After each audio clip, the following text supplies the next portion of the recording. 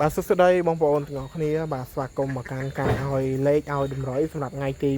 25ខែ8 2026អង្គពុំទាំងអស់គ្នាតោះអង្គពុំយើងអ្នកដែលគាត់ចូលមើលឲ្យសូមធ្វើការជួយចុច like ចុចឲ្យមេដៃម្នាក់ផងដើម្បីជាការលើកទឹកចិត្តក៏ដូចជាកម្លាំងចិត្តបាទ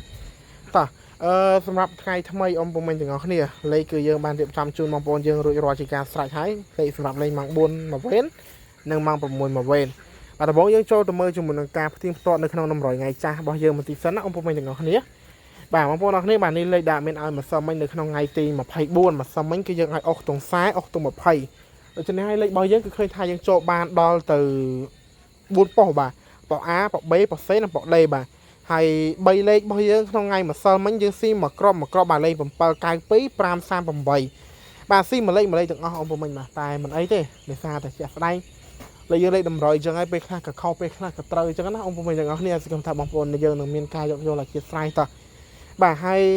ម៉ោង6គឺយើងចូលបានអុសទង40បានមួយក្របហើយ3លេខម៉ោង6គឺយើងស៊ីមកក្របទៀតណាអង្គពុំទាំងអស់គ្នា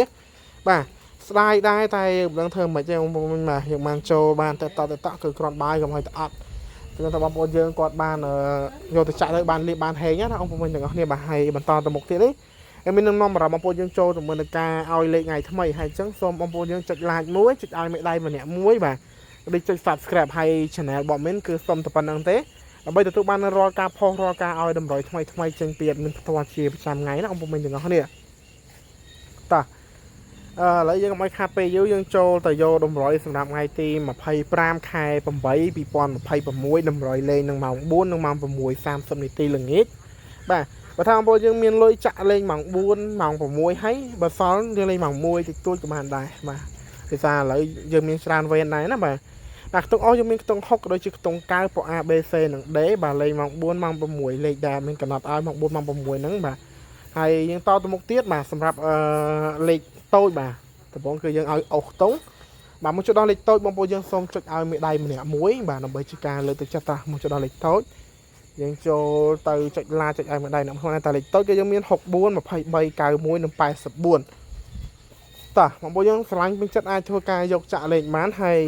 តទៅមុខទៀតគឺ3លេខបាទ3លេខឬមួយលេខធំរបស់យើងហ្នឹងឥឡូវមានសុំពិនិត្យមើលបន្តិចសិនបាទគួរដាក់លេខអីឲ្យសង្ឃឹមថានឹងបានហេអញ្ចឹងណាតោះ3លេខគឺយើងមាន271បាទមាន271 627បាទ271 627ហើយនឹង901បាទ271 927បាទ927បាទមើលបានអង្គពុំទាំងអស់គ្នាបាទអរគុណច្រើនបាទជូនពរបានលៀបបានហេងទាំងអស់គ្នាបាទជូនពរទៅតា